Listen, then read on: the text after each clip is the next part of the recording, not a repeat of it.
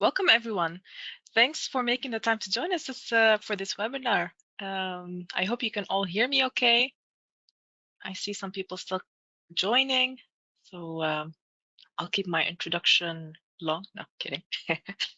Thanks for making time to join us this afternoon or morning, wherever you're joining us from. The webinar is going to be focusing on the latest version of SimaPro, which includes ecoinvent v3.10.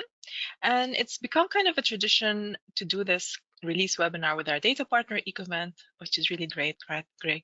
Thank you for joining us on this session. Quick housekeeping. So just make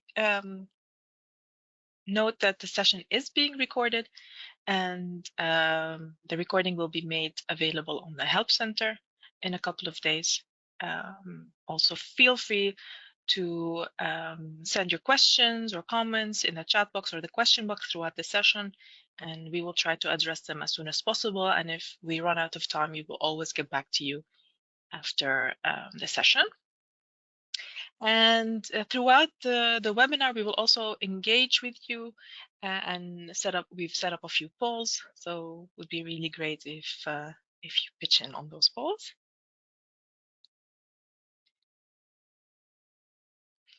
So a little bit about Prey before we get started.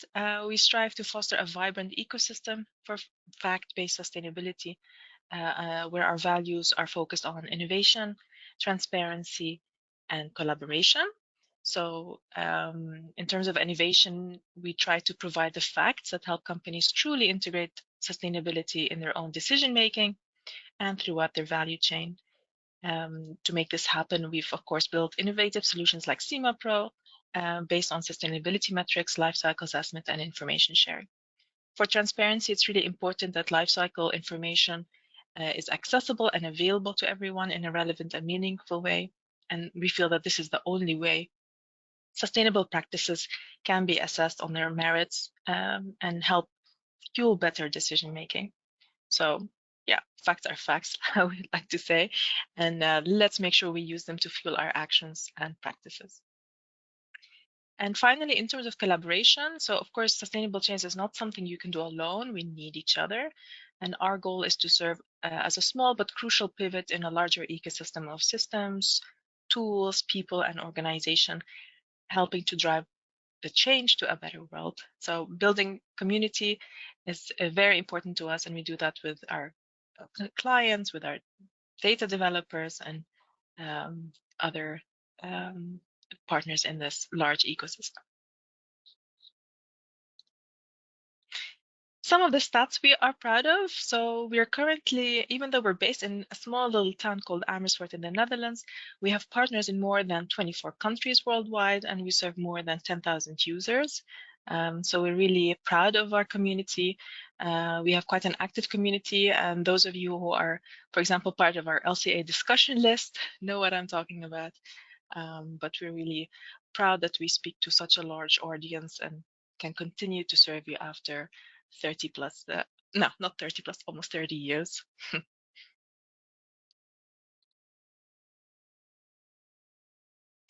So today's speakers, we have our main speaker from ecoinvent is David Fitzgerald. Nice to have you again, David. As lead of the database operations at ecoinvent, David coordinates data submission projects that help improve the quality and coverage of the ecoinvent database. Part of his work also includes helping data providers, so to ensure a smooth integration of new data into the database. He also helps develop analysis tools with Python, for example, to help the ecoinvent team maintain and review the contents of the database. And from the Prey side, I think some familiar faces, if you've joined previous webinars with us, Michiel and myself. So Michiel has been at Prey for almost 30 years. Hi, Michiel. Hi, everybody. And Michiel largely contributes to the development of our SimaPro desktop solution and in supporting our clients. And finally, my name is Ruba. I lead the support operations at Prey, and today I will just be facilitating the session and help answer some of your questions.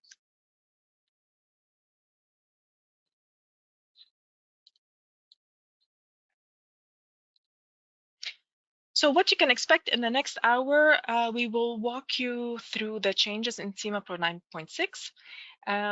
We have really minimal changes in the software, so the focus will be on the impact assessment methods and how, Michi will also share how you can update to SimaPro 9.6 and give you some nice tips.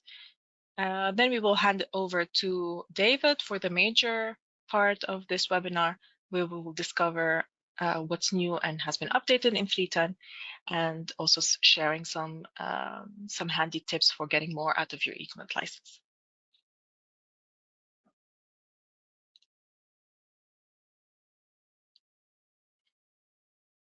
So like I mentioned, there are a few polls coming up. The first one, we are curious if you have already updated to SimaPro 9.6. So I'm going to launch the poll at the moment and give you a few, or yeah, a minute or so to respond.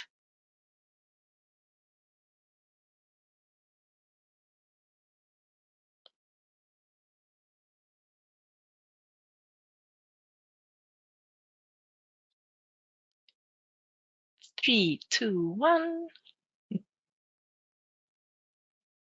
All right. So I'll share the results. I hope you can see them. So only around 30% of the audience has already updated. So great job, everyone. And 64% you're still using an older version. So maybe after this session, you are more inclined to update. And for those of you who don't even have SimaPro yet, it's really nice that you make the time to join and learn about the developments. And who knows, maybe it raises your curiosity to use SimaPro or try it out.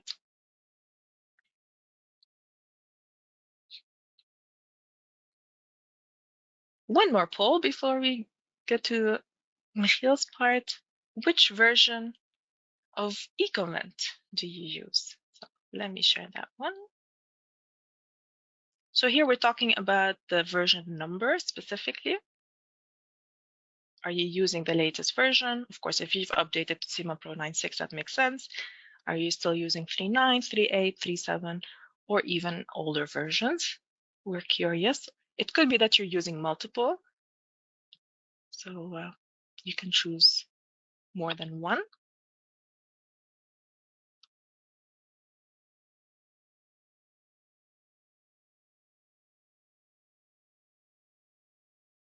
Wait a few more seconds. People are still applying.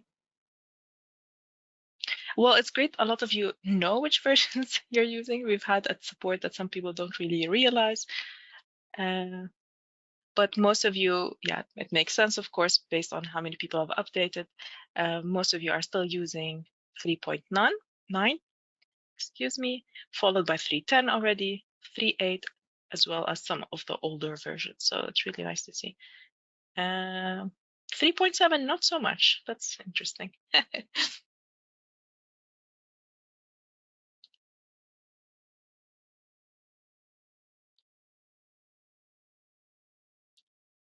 Okay, Michiel, I'll pass things on to you. Just let me know when if you want me to move on to the next slide. Yeah. Yes. Okay, well, thank you for joining, everybody. So my name is Michiel or Michael. You may have contacted me in the past through email or on the phone or met me on a conference. So I'm going to explain a little bit about the new things in SimaPro 9.6. Actually, it's really a update that was focused on data rather than software. There were minor improvements on the software, not really worthwhile mentioning, except for a technical database conversion, which I will explain later. And of course, David will explain all the changes and nice things in ecoinvent. That leaves me to explain a few things changed in the impact assessment methods in SimaPro. So we made quite some additions and changes and corrections to a number of methods, which have been listed over here, but you can also find the more detailed descriptions in the individual method descriptions if you open the method in SimaPro, and also in the What's New manual. So going through them, it's a lot of information, but I think I can sort of summarize it. So we added characterization factors for where applicable, and new and missing occupational transformation flows for energy resources, regionalized water flows. We found that some of the waterborne emissions had a subcompartment ocean that had a specific factor that was missing, and sometimes this factor was 0 to make sure that it did not count, which is also possible. We also added missing nitrogen and phosphorus substances to the relevant impact categories. The database team has also updated the number of characterization factors on land use. In SimaPro we use the traditional, the land use types, and other methods use other land use types. So we had to devise a mapping, and sometimes we revise these, and that results in changes. We also have some flows that come with regionalized factors, and some are even sub-regionalized. So a region could be a country, and a sub-region could be a state in that country. For example, in Brazil, you have the state Goiás, so you have a substance with the extension BRGO, Brazil Goiás, and previously that state has inherited the characterization factor for the global region rather than the Brazilian region, so we have made that correction. Similarly, we made corrections on a higher and lower heating values in the energy resources, and we updated a few characterization factors for nitrogen and phosphorus based on the correction of I can never explain it, stoichiometric calculations. Yay. So that's all good work from the database team. If you can jump to the next slide, because the database team did even more.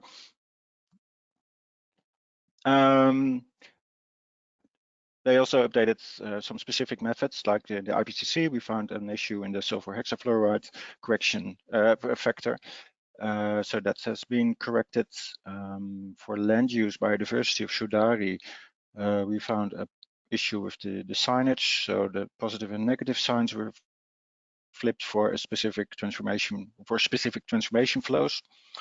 In recipe, we updated characterization factors for phosphorus and phosphate for their region-specific characterization factors, as explained before, and the same for, or similarly, we found a problem where we realized that ammonia and nitrogen oxide emissions had switched characterization factors, which is, well, clearly wrong, so we corrected that.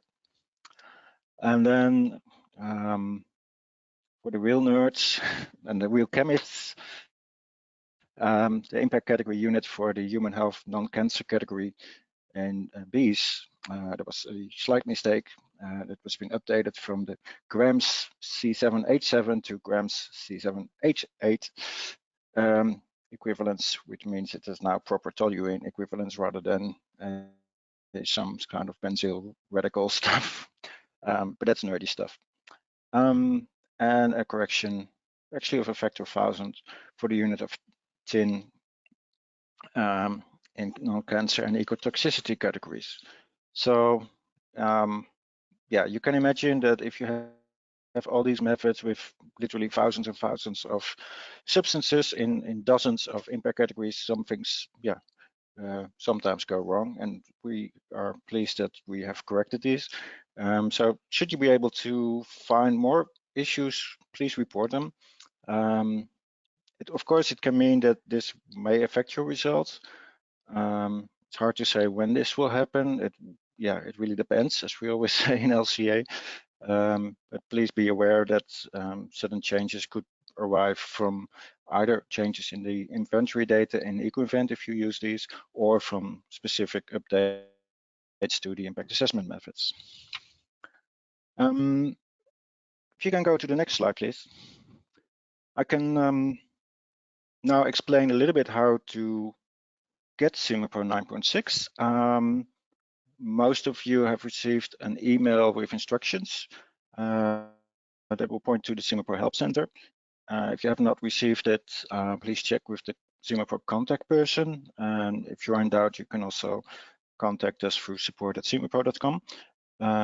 Anyway, the instructions, the installation file, that sort of things are available on our help center in the install and update. Make sure that you read the installation manual. No, sorry, the update instructions. The installation manual is actually for new SimaPro installations. The update instructions are for people that already have installed SimaPro. If you already have SimaPro 9.5 and have previously updated to the latest version of ecoinvent, back then 3.9, please use the update manual. If you have an older version of SimaPro and or you have not yet updated to ecoinvent 3.9, so you're using ecoinvent 3.8, 7, 6, whatever, you can use the full update manual. It also includes previous updates of other libraries like ARI footprints or industry data, etc. Let's see, there's a what's new document, which explains in a little bit more detail what's changed. And we have a great colleague, Veronica, that created beautiful videos explaining how to update SimaPro, both in a single user and a multi-user version. So if you want to know a little bit more, please go there. The update procedure itself is explained in the update instructions. Please read them carefully. It's not very difficult. It's a lengthy procedure. It's a number of steps, like 4 steps, and please complete them all to make sure that everything is properly updated. If you only update the software and only install the update database, you have not imported and updated the data. So it's really important that you import the data, append the substances to streamline all the substances and make sure that you get the right impact assessment results. And also the last step is replacing obsolete ecoinvent processes. For that, we have a replacement file which sort of maps obsolete ecoinvent processes from older versions to the newer versions available in ecoinvent 3.10. I said where possible, because it's not always possible. Sometimes you have a situation where there is no replacement. For example, when a global process is split into several regional processes, regionalized processes, SimaPro does not know if you want to use European data, Asian data, American data. So that's where we ask you to make that choice yourself. Back to the Maybe I very can add there. beginning of the, go ahead. So in the update manual, you will also have a link to the list of processes where there is no replacement. So if you're curious why there's no replacement, we have a separate file that you can access for those processes. Yeah. Michael, there is one question about the effect of an update. So one of the people at the audience is asking, will your projects be affected after an update, basically? Yeah, that's a nice question. It depends what your project is using in terms of library data and methods. So suppose your project is using ecoinvent, it's likely that your data will change. How much it will change is hard to say. Ecoinvent has updated data, added new data, changed models, whatever. So it could be that there's a 1% change in your results or 2%. It could also that there is one specific part in your model that simply uses a ecoinvent process, an ecoinvent process that has changed a lot. So it's difficult, and as I indicated before, it's not only the background data, the ecoinvent data, or any other library data that has that changed that may have an impact, but it's combined with the changes in the impact assessment method. So I mentioned that some nitrogen and phosphorus factors have changed. Suppose that you're using an ecoinvent process that is heavily using those emissions on nitrogen and phosphorus, and those have been increased as well. That combination could lead to a big Thank you, change in Michiel. your results, or it could compensate each other. Yeah. So yeah, One no, thing so I I want would to just also mention. Mhm. There's Yep. a bit of a delay, I think. There is in the update menu as well on the help center, there's a really nice article showing which steps of the update would affect what. So if you have your custom data Yeah. or custom Sure. methods or things, what would be the effect? So I invite you to check that. Maybe we can just pick up a few questions here. If there's a Mm-hmm. deadline for the update. So in principle, no, there's no deadline as such, but you do need to have a valid SimaPro subscription or a service contract to be able to install and implement the update. So that's a quick one. Did you want to mention something, Michiel? Yeah, it's something I did not go into. And the first line of the slide you see on your screen, the technical conversion. Yeah. Technical conversion of the database is required. With that is a compulsory backup. A technical conversion does not change any data inside your model or in the impact assessment methods or libraries. It's really a technical change. However, once you have updated and done this technical conversion, you cannot open your database with any previous SimaPro 9 versions anymore. So that's something to keep in mind, especially if Yeah. you exchange data with other companies or that sort of things. Yeah. Maybe one more question before we move on. Something that comes back often, can we have both, for example, ecoinvent 3.9 and 3.10 in the software already running and for new projects? So in principle, it's possible, but not in the same database with our desktop software. So you could have two databases. So like Michiel said, for example, you start with a 3.9, you update it to 3.10, you can still access both. So you have the old one with 3.9 and the new one in 3.10, but you cannot have them both in the same database at the time. No. And was a quick question about what we mean with a technical conversion. It's really just kind of the database format. So it doesn't change the content of the database, but like Michiel mentioned, you cannot open it with older versions of SimaPro. All Yep. right, nice to see a lot of people paying attention and asking questions. For now, I'll park the rest and just move on to the next poll. Paul, And yay. we're curious which ecoinvent system model do you use. So I'll launch it here. Of course, 3 of them we provide already in SimaPro, and one, the cutoff EN15824, is coming very soon, if I may add, Mm-hmm. to SimaPro users, but perhaps some of you are already using it outside of SimaPro.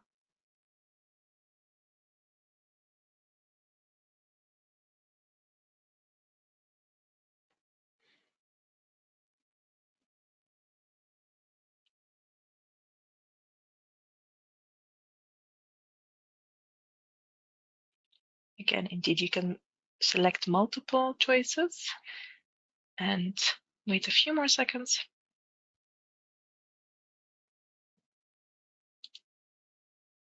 And I'll share the results.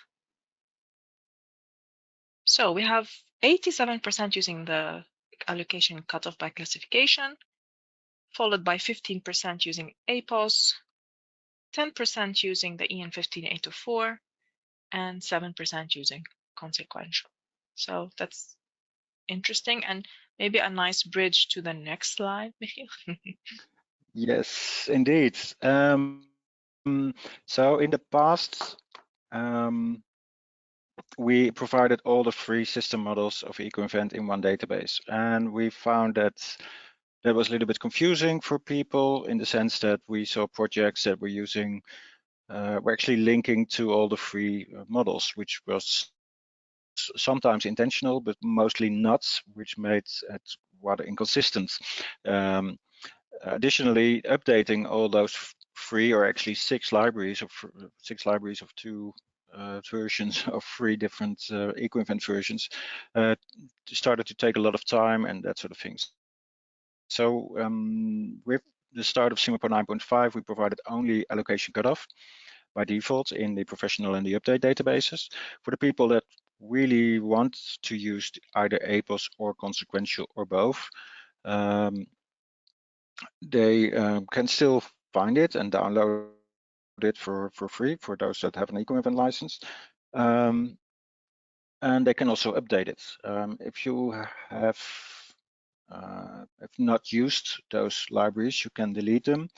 You don't need to update. They will remain the same actually after importing the update of the SimaPro update to 9.6. You will only update the cutoff version. So yeah, it's up to you to decide whether to use them. My recommendation, if you don't use them, delete them to avoid confusion, and it makes life a bit easier for everybody. Again, we get questions from people, hey, I don't see APOS anymore, why don't I have it? It's still available for free. You can find it on simapro.com, as you see on the slide.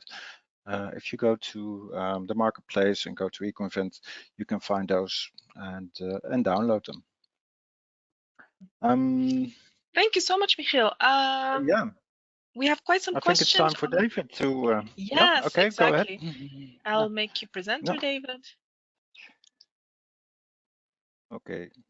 And in the meantime, I will try to also answer some of the questions you've been sending in the chat, so keep them coming. Great. Hello, everyone. Thank you, first of all, Ruba, for the introduction earlier. As mentioned earlier, I'm David Fitzgerald from ecoinvent. I'm the database operations team lead, and I coordinated the publication of version 3.10.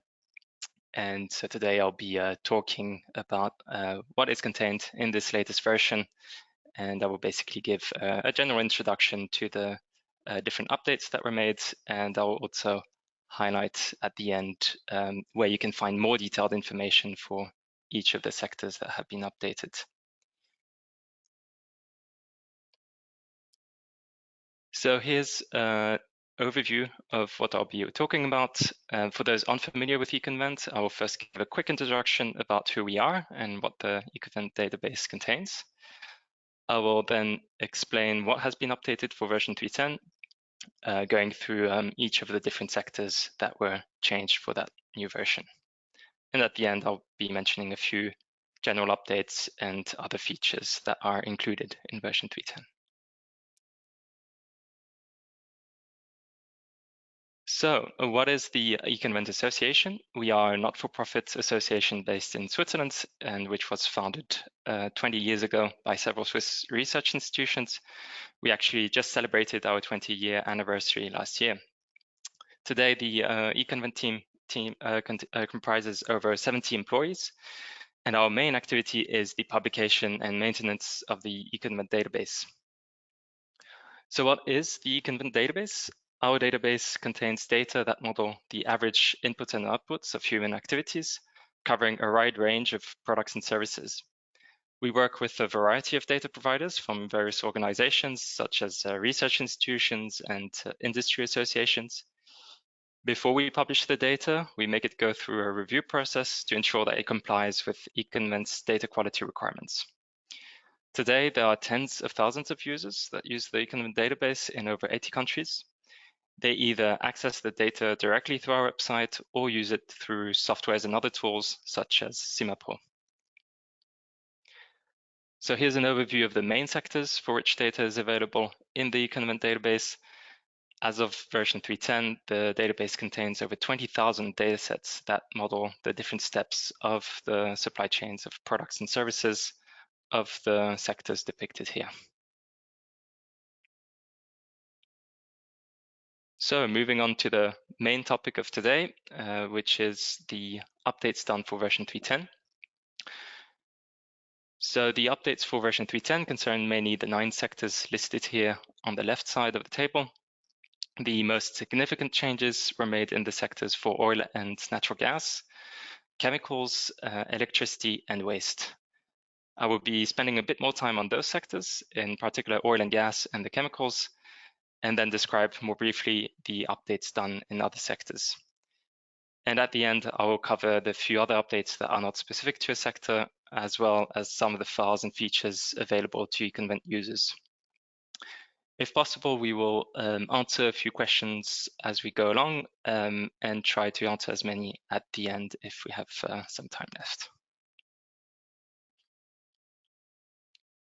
So the first sector I want to cover is the one for oil and natural gas.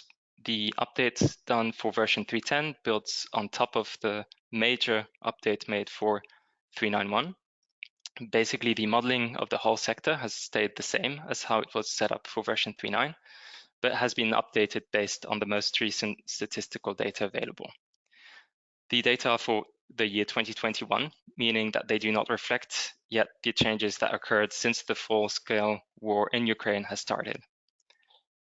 What is shown on the map on this slide is the geographical coverage of datasets that model the extraction of petroleum and natural gas. We have introduced data for additional countries. So now version 3.10 covers the production of petroleum and natural gas in 41 countries, while 27 countries were covered in version 3.9.1. As indicated in the table, over 95% of the world production is represented for petroleum and natural gas.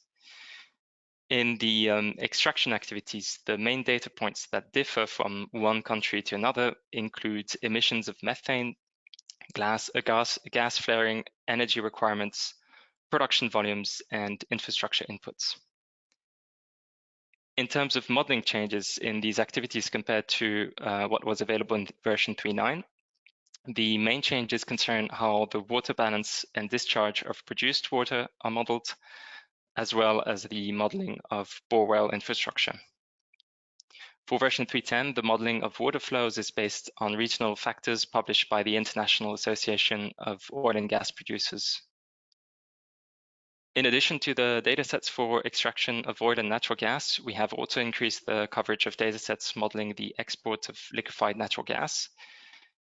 So for these datasets, we have increased the number of countries up from 9 in version 3.9 to 14 countries in version 3.10. And so with this update, we now cover 93% of the exports of liquefied natural gas. Regarding the distribution of petroleum and natural gas, we have increased the number of markets available. For petroleum, we have added markets for 5 countries, and for high pressure natural gas, we have added 13 countries. So the outcome of this update is that roughly 90% of global consumption of natural gas is covered by country-specific market mixes. And in this way, we are now covering more countries in Asia compared to the previous version. For the markets for natural gas at the high pressure, as the map here shows, most of the data comes from the global energy statistics published by BP. For European countries, the data is either taken from Eurostat or national statistics. We have also slightly increased the number of markets for local distribution of natural gas at low pressure. There are markets for 15 countries in the new version of ecoinvent. The update for the oil and natural gas sector was provided by ESU Services, based in Switzerland, who had already provided the update for version 3.9. For this latest update, they relied on the most recent versions of the main data sources available at the time of the data preparation. These are the sources that you see listed here. For more details about this update, you may refer to the report published by ESU on their website, which you can find by following the URL indicated here.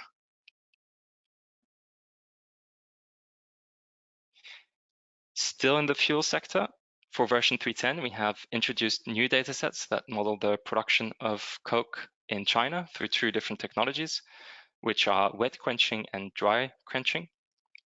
In addition, the rest of the world dataset for coke production was revised.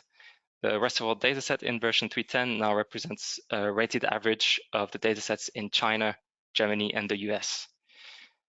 We updated the rest of the world market so that it is supplied by the different production datasets outside China, as well as the Chinese market for coke, as indicated in the diagram here. So with this update, the global warming potential score of the rest of the world market is actually 50% higher than the score of the global market that was available in version 3.9.1. This is mainly due to the remodeling of the rest of the world coke production dataset, which now represents a weighted average of the different technologies that are known to be used. whereas in the previous version, the rest of the world dataset for co-production was based only on data from the US and is therefore less representative than what we have now in version 3.10.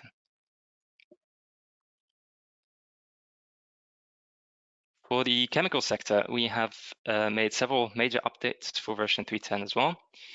One of the main ones concerns the supply chain of hydrogen, which we have completely revised.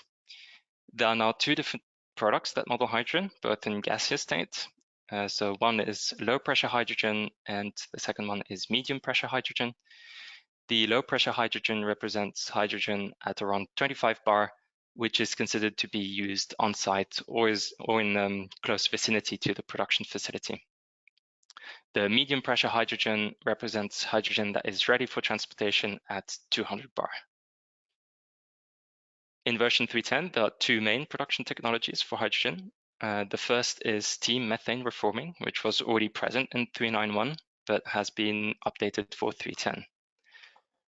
For that production route, datasets modeling production in China and the US were introduced, while only Europe and the rest of the world were available in version 3.9.1.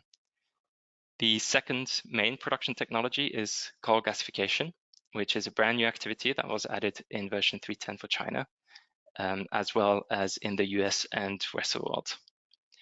For both technologies, the hydrogen is produced at low pressure. We have then introduced a new dataset that models the compression of hydrogen from low pressure to medium pressure. We have also added and updated activities that produce hydrogen as byproduct. One new activity in version 3.10 is the activity modeling steam cracking. It produces low pressure hydrogen as byproduct alongside other byproducts. Also worth mentioning are the activities for chloralkali electrolysis, which have been updated for 3.10 for the geography covering Europe. The production of hydrogen from coal and natural gas contributed to approximately 93% of the global output in 2020, with half being produced in China, the United States, and Europe. So this means that the main production routes of hydrogen are modeled by datasets available in this newest version of the ecoinvent database. The outcome of this update is that the impact scores of the markets for hydrogen have increased significantly in comparison to version 3.9.1. And so, of course, this also affects the scores of downstream datasets in the ecoinvent database that happen to consume hydrogen. Another major update for version 3.10 in the chemical sector concerns the replacement of datasets modeling the production of olefins and aromatics. As you might know, light olefins and monocyclic aromatics are essential raw materials used in the production of a wide range of chemicals and plastics, which are then used in manufactured goods in various industries.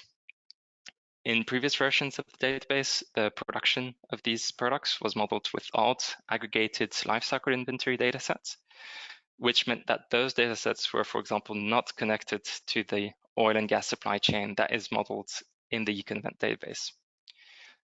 This has changed for version 3.10. We have introduced the activities shown in the diagram presented here, with the exception of the petroleum refinery operation dataset indicated in the bottom left, which was already present in previous versions. For the sake of simplicity, the intermediate products are not shown here. You can see all the final outputs of the different activities on the right-hand side. You can find a more detailed version of this diagram in the report of changes, which I will be mentioning later on. The main point I want to highlight here is that the inputs to these processes are supplied by other datasets in the database, which includes the updated oil and gas supply chain further upstream. So this means that with this update, the value chains of the different products listed here are modeled more transparently than in previous versions. This update has resulted in an increase of the global warming potential scores of several products. This concerns in particular the markets for butadiene and propylene, for which scores roughly doubled for the rest of the world markets. The global warming potential scores for the ethylene products have increased by roughly 50%, And naturally, these changes in scores affect the consumers of these products downstream. Regarding the origin of the data comes in large part from industry data in Europe. It was complemented with literature data. And the industry data was provided by Plastics Europe and prepared with the support of IFOI. In the context of this update, the rest of all datasets that were previously available have been updated by recontextualizing the new European data. This way, the old aggregated lifecycle inventories are completely removed for all geographies in the database. So this obviously increases the transparency of the supply chains of these products and would support you in better identifying the hotspots along the supply chains. Another update done in the chemical sector concerns the supply chain of methanol. Methanol is produced mainly from natural gas or coal, and these two main production routes are now covered in version 3.10. The production through natural gas reforming was already present in version 3.9, but we have updated it for version 3.10. Datasets are available for China, the US, Europe, and the rest of the world, and is based on literature data published in 2017. The activity for the production of methanol by coal gasification is brand new. China is the primary supply of coal-based methanol, so for this reason, we introduced datasets only for China and the rest of the world. And for version 3.10, we have also introduced datasets that model the production of light olefins from methanol, such as ethylene and propylene. Such facilities operate in China and use high shares of coal-based methanol. The data for these new activities are based on process data and estimates from literature data for the years 2014 to 2021. Since China is the main country where such operations take place, production data sets were only added for China.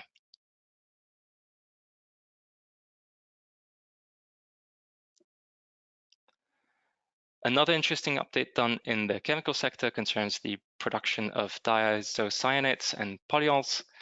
Polyols, MDI, and TDI are the main building blocks of polyurethane, which is used in a wide variety of applications. Previous versions of the database already contained a dataset modeling the production of polyol, but it was an aggregated lifecycle inventory. For version 3.10, we have replaced it by two activities that produce short chain and long chain polyols. And we have updated the datasets for the production of MDI and TDI in Europe. This data comes from the industry. It was provided by ESOPA, which is the European Trade Association for producers of diisocyanates and polyols. The data represents 80% of European production volume of polyols and 100% for the diisocyanates.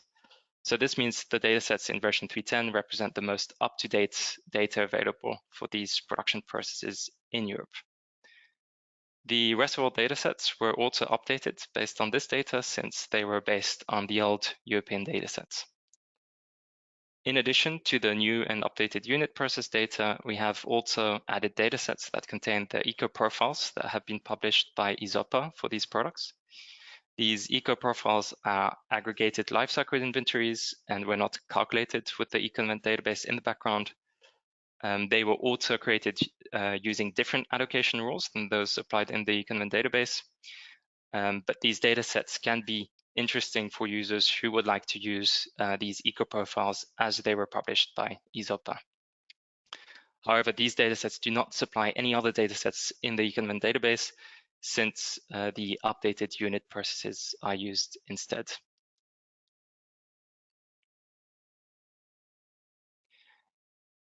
The last updates that I would like to mention regarding the chemical sector concerns first the modeling of the supply of cooling energy at temperatures well below ambient. We also have introduced or updated datasets for around 20 chemicals based on literature data and stoichiometric calculations to improve the modeling of the reactions. Finally, in over 400 datasets that model the production of chemicals, some proxy exchanges are used for modeling flows such as energy inputs, infrastructure, and water flows.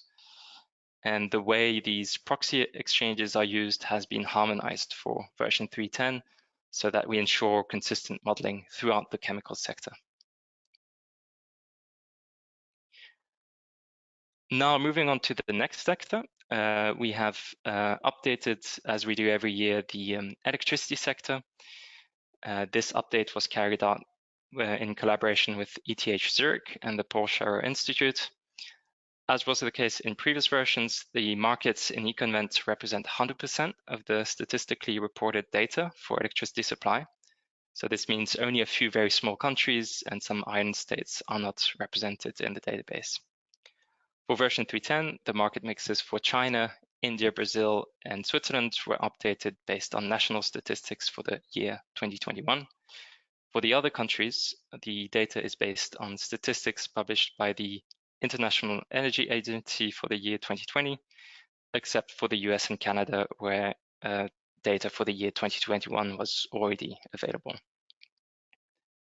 This update caused changes in the impact scores for global warming potential, which are between minus and plus 10% for most markets. Some changes can be a bit larger for smaller countries.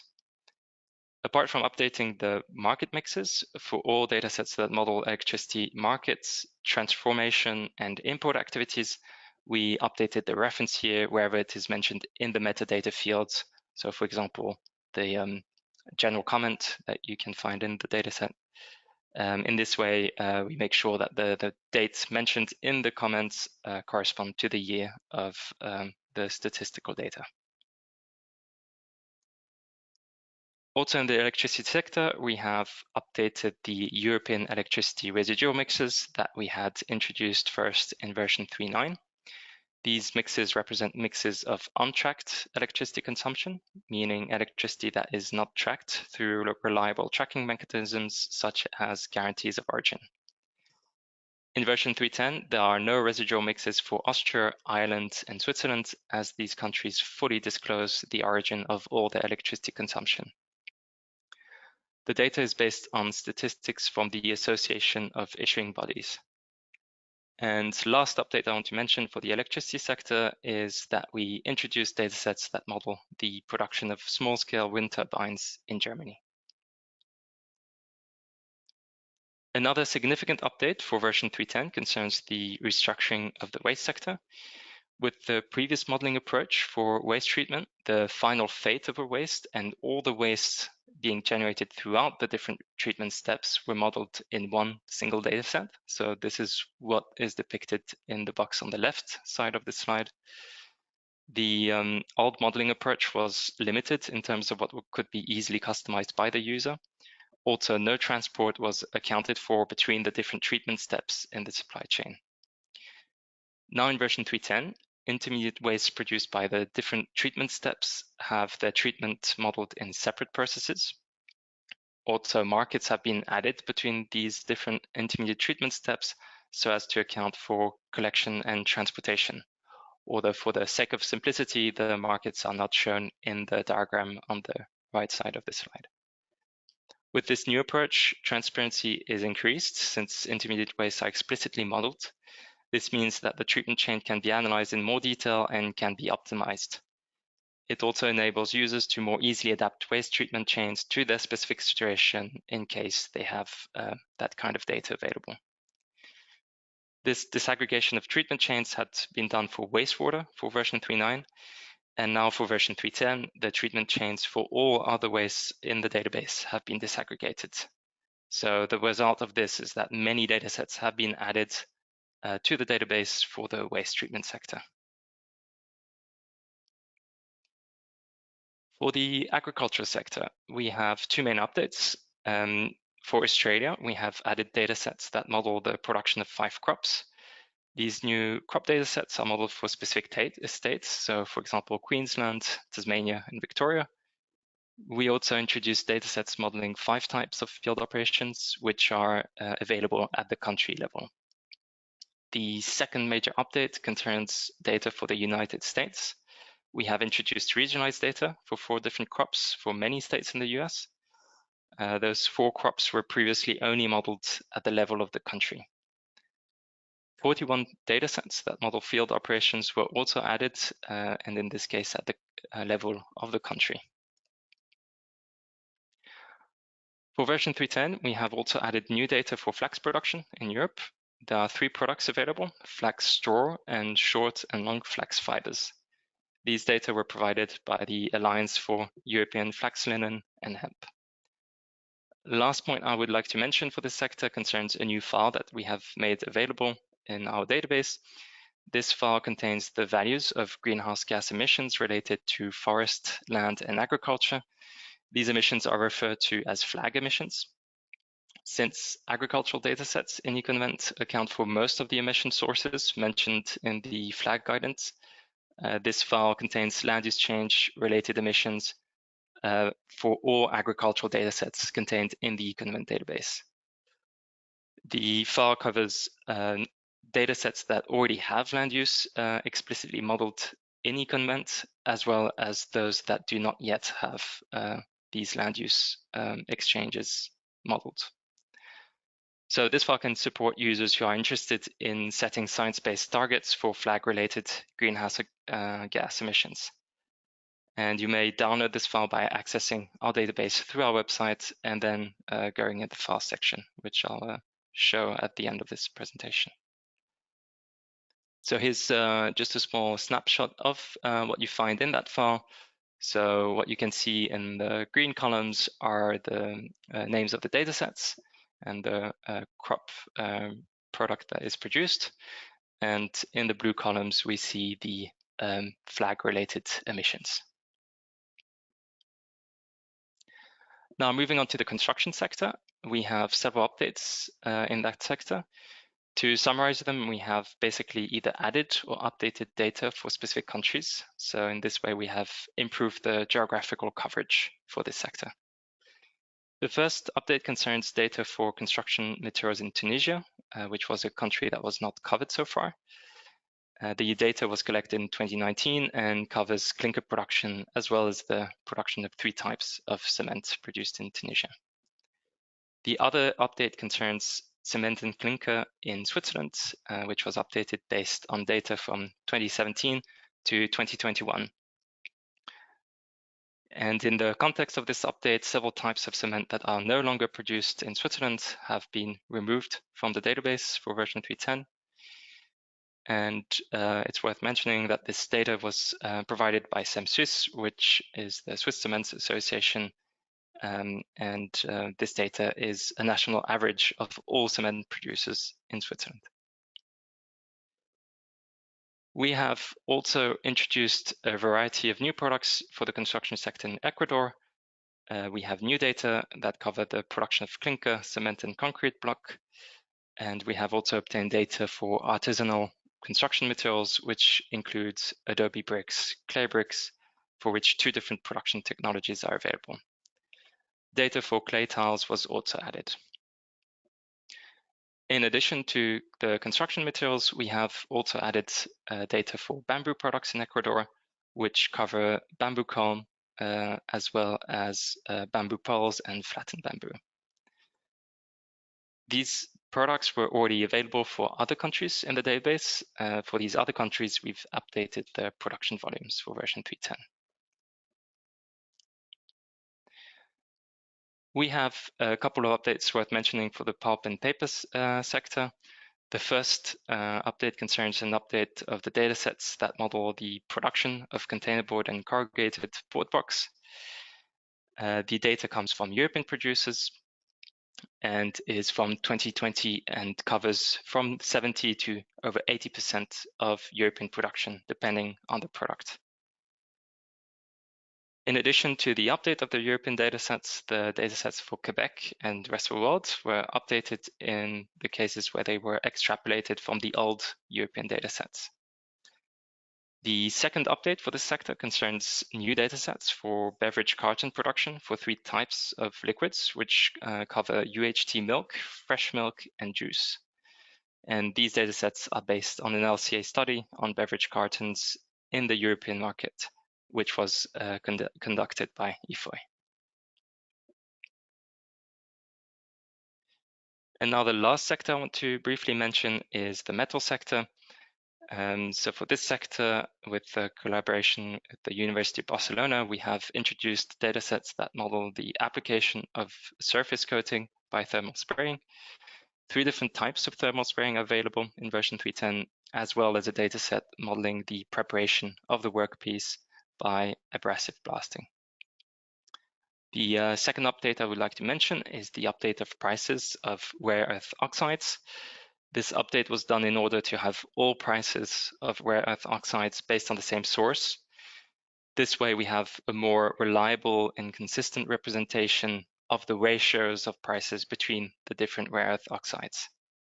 So this has resulted in a change in the economic allocation factors for these products in the case where economic allocation is applied. So finally, I would like to briefly mention some of the database-wide changes, as well as some files and features. With the new version, we have assigned CAS numbers to all products and elementary exchanges that represent compounds. And we have also introduced a new classification for products, which is the HS classification.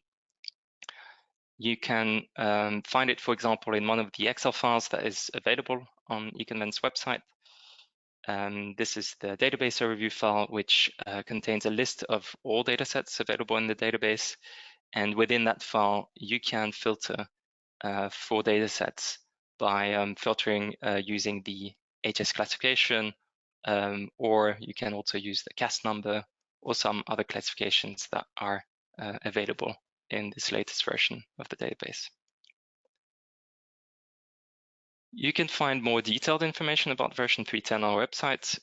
So here you can see on this slide the URL of the page dedicated to version 3.10. You can find useful files there, such as the database overview, which I just mentioned. And most importantly, you can find the report of changes, which describes in more detail what updates were done for version 3.10.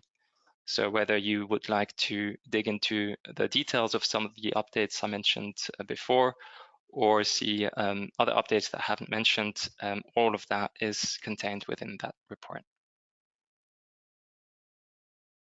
You can also find some useful files in ecoinvent's web interface, which is called ecoquery. So here you can see a screenshot of that page. As users of the SimaPro software, you also have access to that platform. And just a couple of things that are worth highlighting for this platform. Through ecoquery, you can see the documentation of each dataset. So here, for example, you can see the documentation of the dataset for lubricating oil production. And you have also, for example, the option of exporting this dataset to a PDF. So in case you want to have the dataset in PDF format. Another thing you can find in the ecoquery platform are files that contain data specific to each system model, as well as other supporting documents, such as the file for the flag emissions, which I mentioned before. Another source of information which might be useful for whoever is using the ecoinvent database is ecoinvent's knowledge base. Our knowledge base contains various information about the database. Among other things, it contains descriptions of the modeling principles used in ecoinvent, as well as other information that helps understand how to use the database. And with that, I've covered everything I wanted to talk about regarding version 3.10. Before we answer one or two questions, I would like to thank, first of all, Pré for organizing this webinar, where I was happy to present the ecoinvent database. And I would like to also thank the whole ecoinvent team who has worked hard in preparing this new version of the database. Here's Absolutely. URL Thank you. in case you want to contact us. If you have any questions or feedback, feel free to go through this URL. And also, yeah, if you're some of you have data you think are worth sharing with the rest of the community who is using the ecoinvent database, feel free to reach out to us, and we'd be happy to hear about any potential data you might want to have published in the database. Thanks a lot, David. Yeah, really nice. We were getting a lot of positive reactions from the audience. Also, a huge number of questions. So I think most of them are pretty specific. Like, do you have data on this, or do you have data on that, or where do I find this kind of documentation? So let me just say, since we're on right at the end, we will answer all the questions and send them to all the audience sometime next week. It's nice to see there's quite some interest in the EN15824 version, so maybe we can also give you a short update about that. And also, ecoinvent already has a number of resources showing, hey, what's the difference between the, let's say, regular cutoff and the EN15824 one. So maybe we can also share those resources already. And stay tuned for our announcement for when it will be available for SimaPro users. I know some people have jumped off the call, but for those of you who are still there, do you still here? Maybe you could have just one more minute to answer one final poll that would be helpful to our partners ecoinvent. Yeah, what do you look for? What would you like to have more of in future versions of ecoinvent? It's usually more data. Let's see what it is. It's usually more sector coverage or more regional coverage or more countries.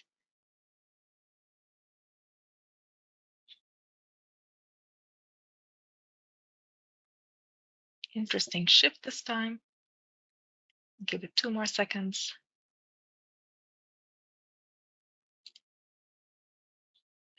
So half of the remaining audience would like more data sets. A lot also would like more recent data, and followed by more documentation, and finally more system models, which would be interesting to understand which ones. But I'll leave that to you, David. Yeah, so yeah, thanks again. I'm sorry, we're a bit out of time. We do have, like I mentioned, a bunch of questions. We will be sure to get back to you. Feel free to also reach out to us at support@simapro.com. That's another way to reach out to us, and we can address your questions. But really, really thank you for attending, for the engagement, and for making the time in these busy days. So we really appreciate it. And thank you to our speaker, David, and thank you, Michiel, also for this great session. Welcome, Ruba, and thank you for introducing everybody. Yeah. Thank you. Have a nice day. Have a nice day. Bye. Take care. Thank you all. Bye-bye.